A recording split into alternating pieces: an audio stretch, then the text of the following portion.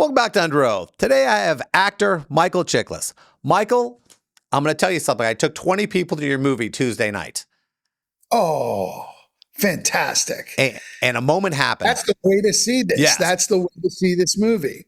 I took 20 close friends and some people who really wanted to see it. And my son is on the autism spectrum. And, he doesn't comment about movies a lot, but I'm not going to spoil the scene. But during the big moment in the scene, the action movie, I saw his fist go up and he went like this. Oh, and I was going, God, thank you, Michael. I can't tell you how much that meant to me. I can't tell you what that means to me to hear it. This is the reason I'm an actor. It's the, human connection. That's it. I want to entertain you, and I also want to make you feel something, to put you in touch with your humanity. And I don't know, from the time I read this script, I was like, what a story. This is so fantastic. And it's humble in its nature. It's not sensationalist. It's just about a guy who's trying to, make up for some mistakes that he made. It's a redemption tale. And, football is the backdrop for it, but it really is that. It's a redemption tale. And rarely do you have this sort of wonderful blend, wonderful mix of humor. There's a lot of laughs in the movie and drama, and then triumph, elation. It's the kind of mix that you want. We're not reinventing the wheel, but it's a tried and true, genre that we love. Like, I'm sorry, but when I was growing up, some of my favorite pictures were movies like Miracle, which Mark Giardi produced. Our producer produced Miracle. The Natural, the late great Robert Redford. So many of these movies. The Hoosiers. These are great pictures that you feel yourself in them. You see yourself in them, and it pulls at your guts and your heart, and it just motivates you to do something, to make up for something, or to do something you didn't get to do. It's just triumphant. The idea of inspiring people, it's almost impossible to have that Rocky moment in movies nowadays because we're so jaded, we're this. But I sat through every piece of that movie and I was going, man, it's about hope. It's about believing that you could fix something. It's about it's never too late. And that's what I love so much about this movie. Thank you. That's it. That's the crux of the biscuit right there. That's it. And that's when my wife and I read it, we were like, oh, this is beautiful. I would say, how rare it is for me to cry when I read a script. Talk about jade. Look, all I do is read different things, and you're looking for the diamond in the rough. You're looking for a great story. And also all the things that have to happen for it to line up so that you're the guy to do it. You know what I mean? So this is one of those, if you're lucky, and I've been very fortunate in my career over the course of, 45 years of doing this professionally, I've been fortunate enough to come across some roles, that are really special in the context of really special movies, television series, and plays. And then everything else has to come together. The cast, the director, the producers. And this is one of those rare things where Mark Giardi, a great and prolific producer of sports movies like Miracle, Secretariat, The Rookie, and on and on. Rod Lurie, Academy Award nominated, phenomenal director. The Last Castle, Robert Redford, just an amazing director. Mary Stuart Masterson, a national treasure. Rob Corddry, and these kids that I got to work with. I got to say, I love teamwork. I love being on a team. People don't realize this, but being in a film or a television series or a theatrical production is a sport. It's a team sport. Only it's instead of a small team, it's 150 people. And they're all coming together for a common goal, common cause. And there's nothing more exciting than when you're excited about the team and what you're working on. especially when you feel like you might be on a championship team, it really builds on itself, and you look right and left of you and you're like, oh, here we go. Let's go. You know what I mean? And it's just fires you up to even, like, I woke up 10 minutes before my alarm clock on this movie. Like, my eyes just opened because I was just excited. Now, then I had to sit up and try to get up, and that was difficult because I was playing football at 59 like Mike Flint did. But that was, even in itself, was just amazingly exhilarating, fun. I can't even imagine when you're reading the script, you're going to go, wait a minute, I'm going to have to get in shape for this movie. Yeah. I have to say, actors are so goofy. You read something and you have, your first impression is just about the story itself. So, and you're all gung ho, like, oh man, I got to do this. I want to do this. And then I got it. And then you go, oh my God, I got it. Now I have to do it. And then you freak out, or at least that's the way I've always been. And, I was playing Red Auerbach in Winning Time. So I was playing this older, heavy set, cigar smoking, cocktail drinking guy. And I was out of shape, frankly. And I just was like, oh my God, I've got like 6 to 8 weeks. And I just started training like a madman. And, it's just not the same at 59. No. So it's this combination of intense discipline in terms of what goes in, and 80% of it is calories in, calories out. I don't care what anybody tells you, food is 80% of it. Then very strict workout regime, and you got to protect your body. You've got to warm up, sufficiently, and then warm down. So before and after, it's like a whole process. It took over my whole life.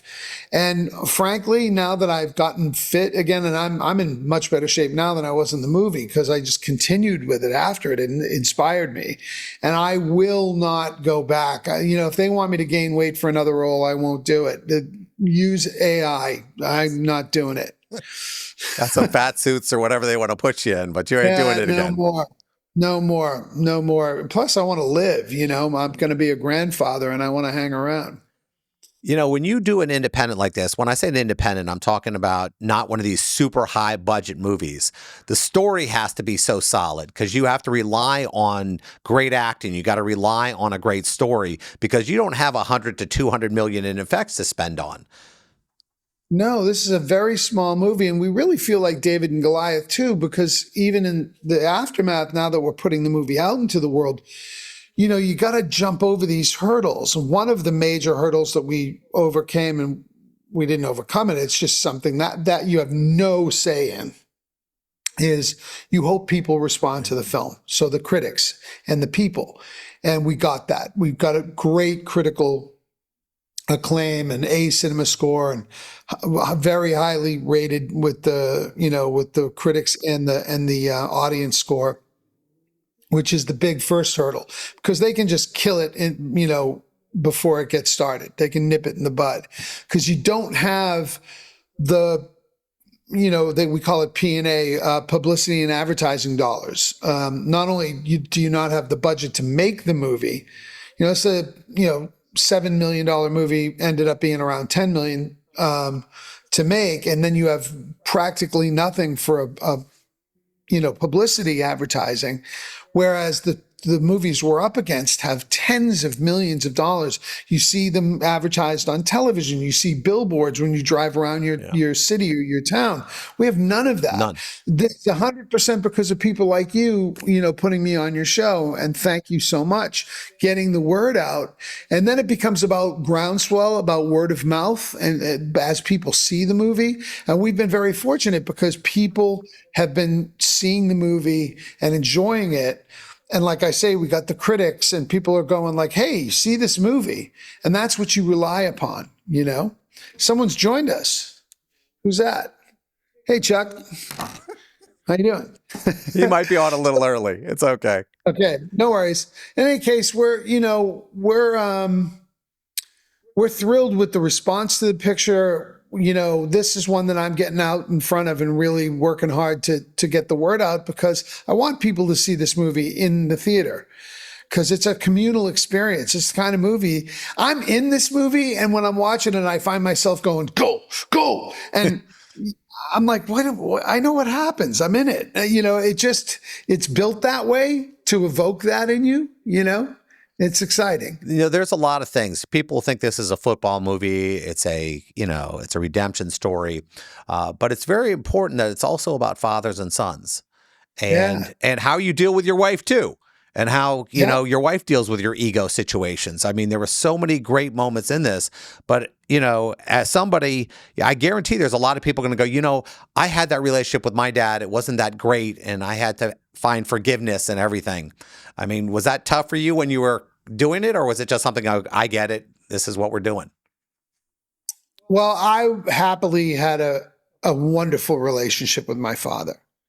But I've seen many of my very close friends have very fraught experiences with their dads, particularly with their dads not being able to communicate.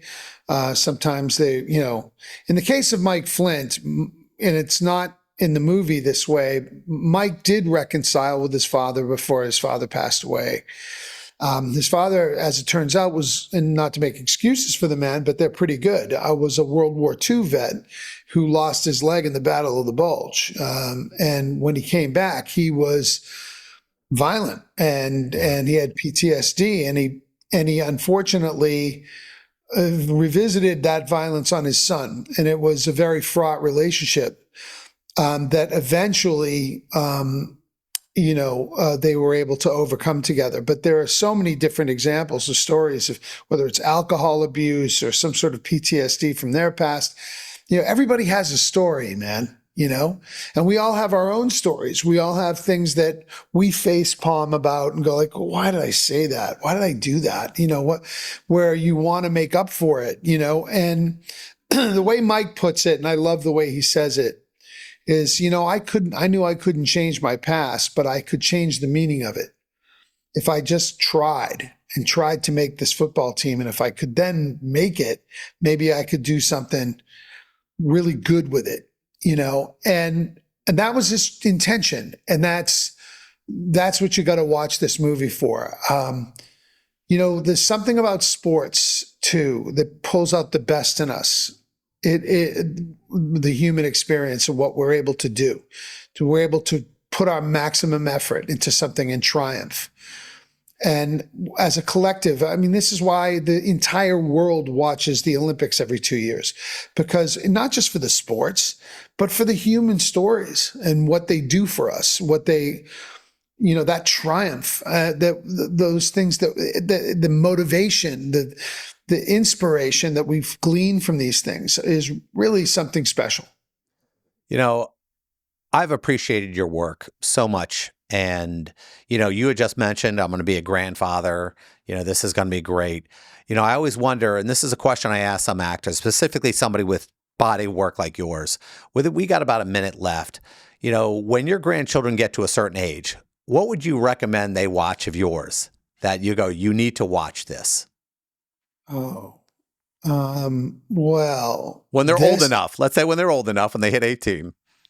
Well, I'm going to have to take them through certain things. Like, I don't know about The Shield, in that, even though ironically, I think The Shield is some of my best work, both my daughters have still not been able to watch The Shield because seeing your father in a particular context is difficult. Yeah. It's difficult. And they understand it. Autumn was in it. She was my daughter in it. She still hasn't seen it. She's seen the first one and the last one, and that was enough for her. This is one of them. This is one I can really full-throated see this movie, because for all the right reasons. Also it's a piece of cinema in the way that it's shot. It's beautifully shot. It's a very artistic. There are wonderful artistic merits to this picture, it's kind of the reason I became an actor. This sort of thing, not just the genre, because genres are all over the place, but I grew up watching the great Robert Redford in movies like, Butch Cassidy and the Sundance Kid and the 3 Days of the Condor and, The Natural, to name three different genres entirely. But these wonderful actors, took you on a journey. It was almost like watching a novel. And I'm a voracious reader. And I just, also actors commanded a different level of respect in those days. And I think it was because people understood, hey, this guy has been around the world. He's seen a lot. He's read a lot. He's met a lot of different people from all different walks of life. Maybe he's learned a couple of things about the planet. And maybe I could get something from it. And that's the way I felt. And I've been very fortunate because my career has brought me all over the world. And I have been able to see. It also lets you walk a mile in another person's shoes. I really highly recommend that for people. When you go all over the country and all over the world and you spend a little time talking and getting to know people and what their life is like. And sure, it doesn't give you an expertise in what they do, but it certainly gives you a tremendous close insight into who they are and what they do. And I think that that's valuable for people. Well, I can't tell you much. I love this movie. It's called The Senior by Angel Studios. It's out right now. Go out and see it. You're going to get something out of it. And thank you so much, Michael, for putting that out and being on my show today. Oh, thanks for having me. Wonderful.